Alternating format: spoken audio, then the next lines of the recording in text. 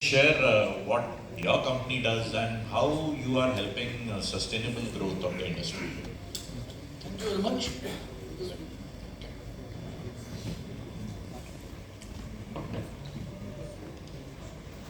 Yeah. Good afternoon, ladies and gentlemen. Uh, See, the heading sustainable way forward and the environmental friendly. So I have chosen the second word, environment friendly, or the conservation of energy, conservation of resources available to us by the nature. So I'll start with my presentation. I'm basically from Star Coolers and Condensers, and we manufacture the key components in any refrigeration or air conditioning systems, the condensers and the evaporators. See, this presentation is a little bit technical, and the reason why I have to go with that way is unless and until I explain the fundamental principles, it's not really easy to understand what we are saying. So, this is what the cold chain management sustainable way forward. Uh, Basically, these are just the trends in food and beverage market. As everybody knows that this market is growing like anything. Every year it grows by 15-20%, and we have a lot of food and beverages related projects coming up.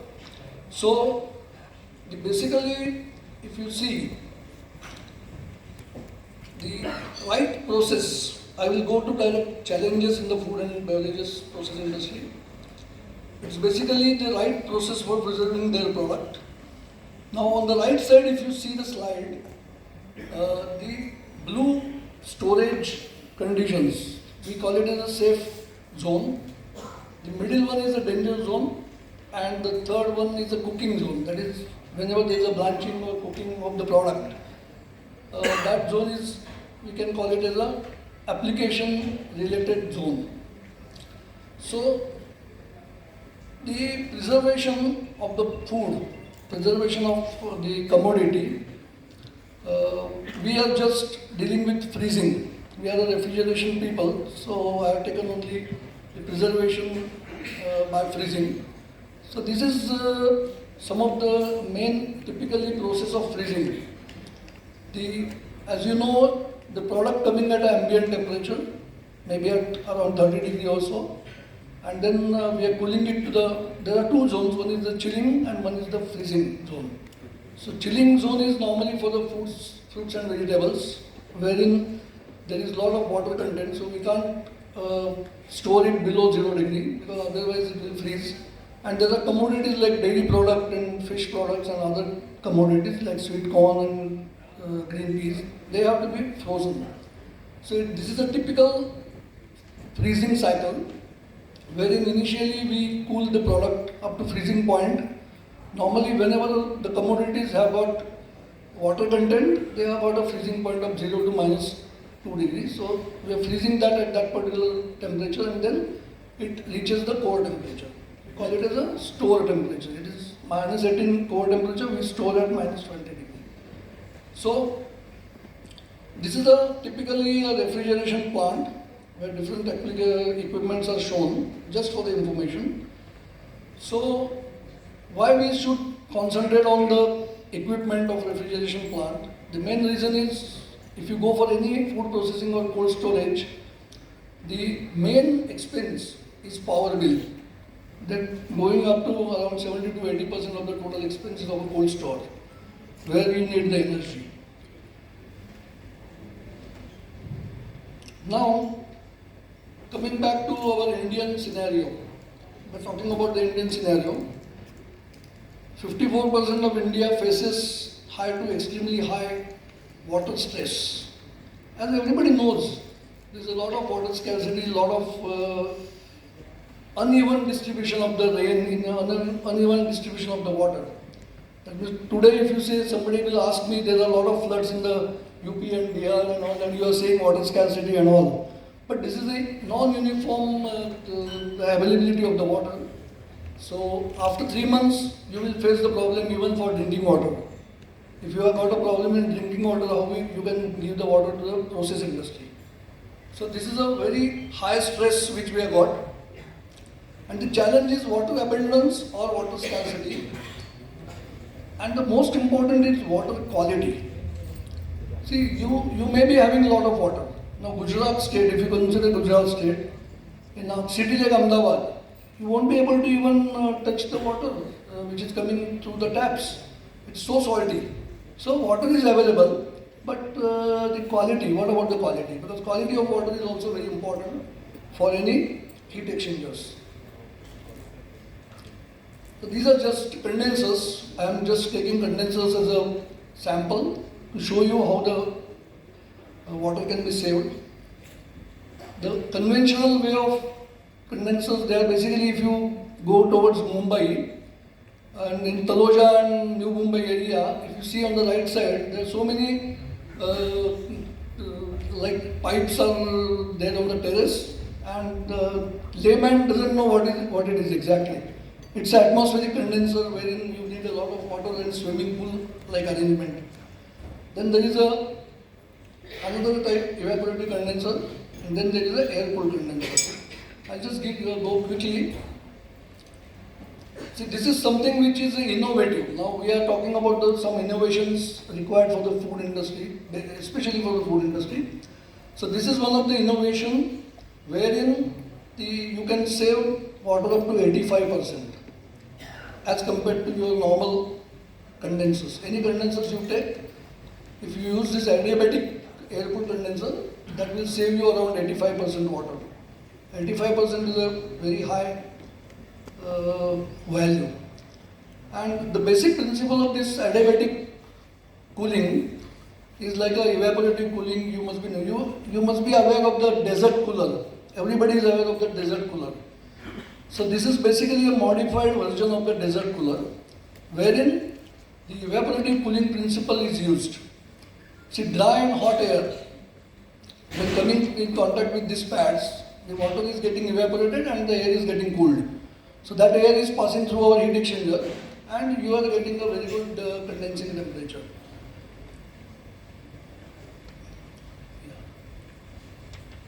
So now, how does it actually adiabatic system works?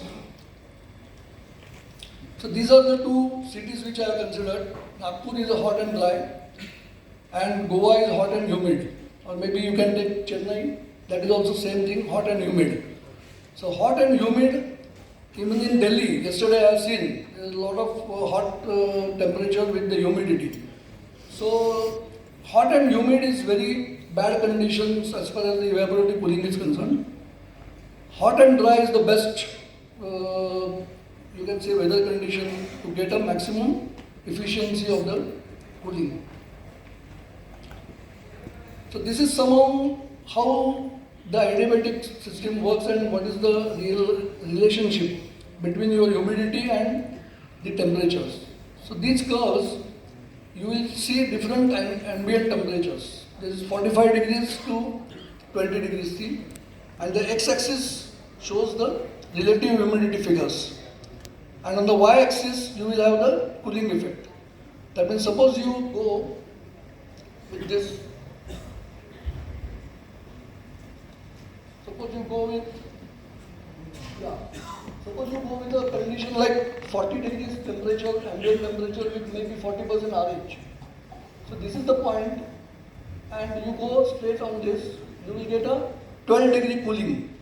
So it's simple as that. 40 degree air is cooling by 12 degree.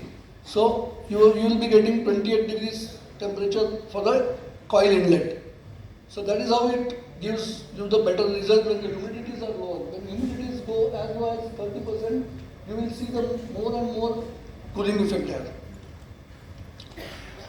These are the efficiencies of that cooling pad, because cooling pad has got different curves with efficiency as well as the pressure drop. This is adiabatic assisted air cooled condenser.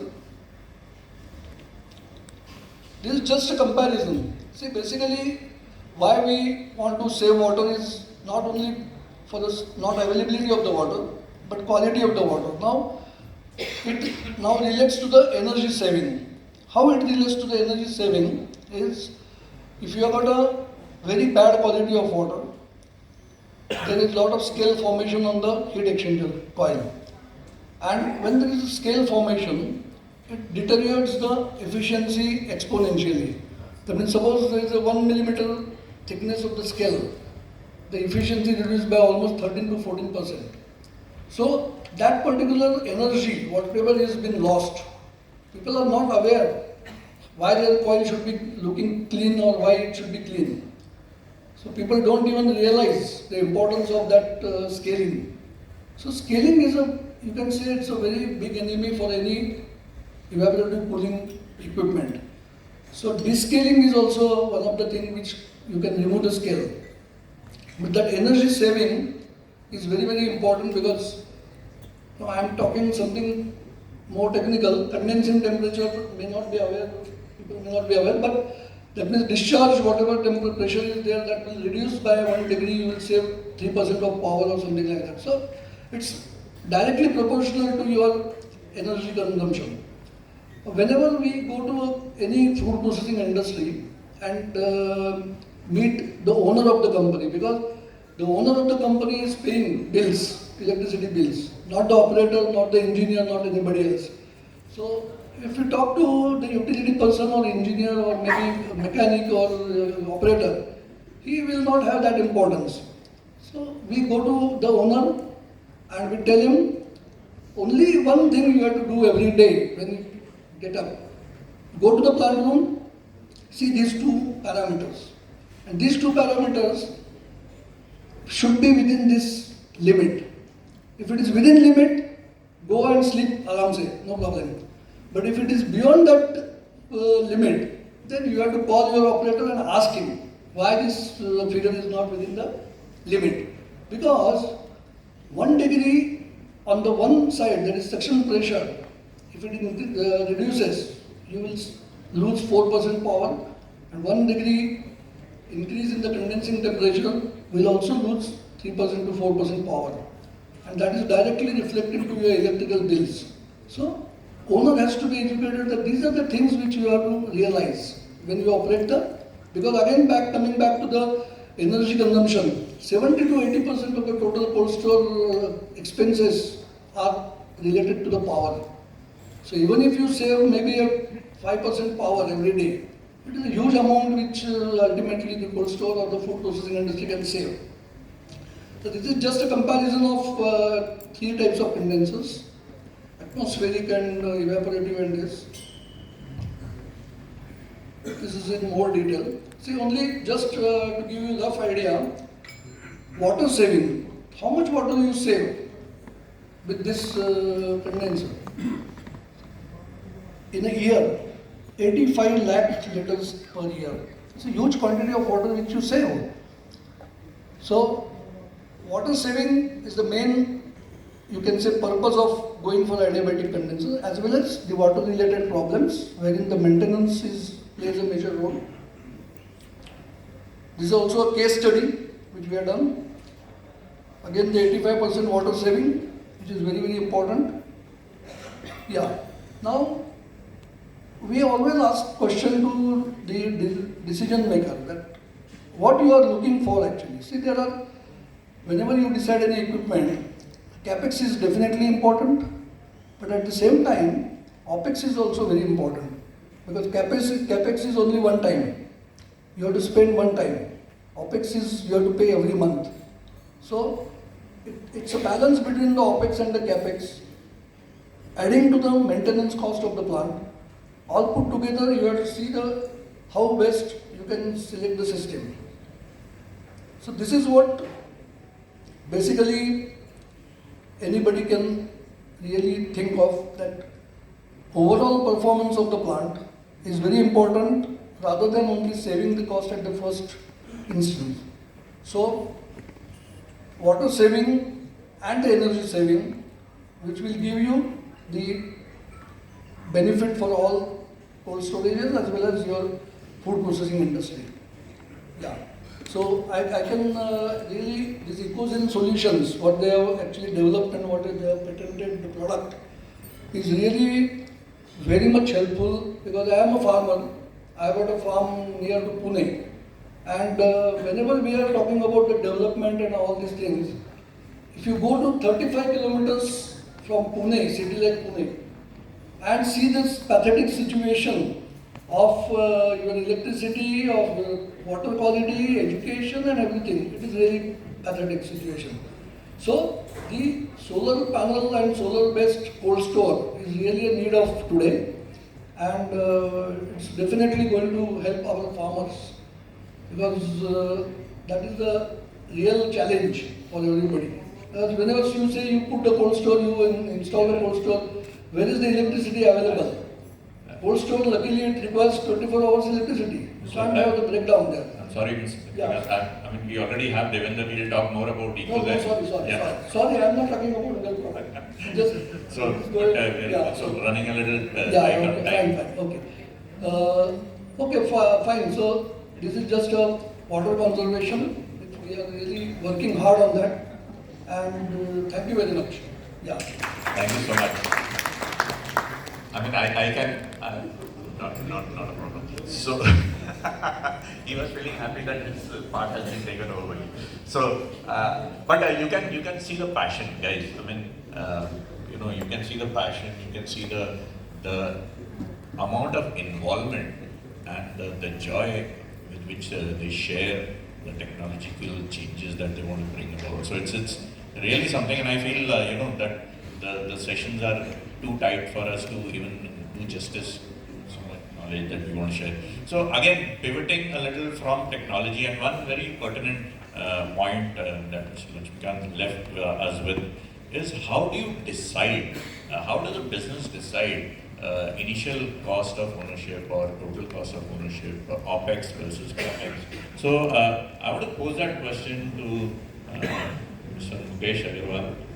He's a very experienced, very well-known name and a big veteran of the industry, operating cold chain and also representing the cold storage industry association. So, how does business decide, where to put the money? Whether sustainability is important or is it only a business decision?